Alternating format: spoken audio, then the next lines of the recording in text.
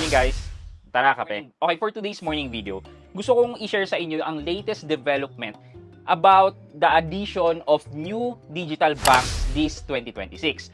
Apparently, last December 2025, yun na yung deadline ng mga companies to submit their intent or application for a digital bank license. Now, merong news na ang sabi ay internally daw ay mag-a-approve na si BSP na mga potential na mabibigyan ng digital bank license this year 2026. And for your information, we currently have only 6 digital banks, namely Maya Bank, GoTime Bank, Tonic, Uno Bank, Union Digital Bank, and OF Bank. So, itong 6 na to yung pinalad na magkaroon ng digital license before magkaroon ng moratorium sa pagtanggap ng additional application to be a digital bank. So basahin natin itong news coming from Manila Times. Sabi dito, new digital banks could soon be okayed.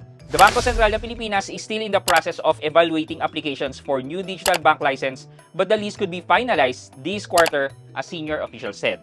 Sabi dito, we're still evaluating the applications. Central Bank Deputy Governor Lynn Javier told the reporters late Friday, particularly in terms of the business model proposed, the objective of fostering financial inclusiveness, and if they have the capacity actually to deliver. Additionally, ito po yung sabi nila. Maybe Q1 we have already selected the likely candidates, but still, it's dependent on other things, and we cannot say that there are other factors. So, researching this news, so meron din namang an additional article coming from other source na nagsasabi na there will be 4 digital banks na ma-approve this 2026.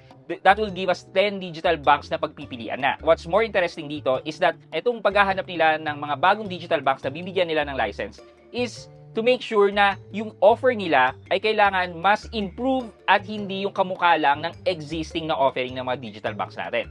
Primarily focusing on financial inclusiveness. And number 2, they should offer the best value proposition para mag-benefit tayong mga user. Additionally, there is also a 1 billion capitalization requirement din para mabigyan ng license. For me, I'm excited to know and kung kailan magla-launch itong mga bagong digital banks na to. For sure, meron silang mga bagong promotions dyan and maybe mataas na interest which you could take advantage of it while they are still new and offering great benefits. So kayo ba, ano ba yung ine-expect nyo na i-offer ng mga bagong digital banks? Yun lang muna for this morning's video.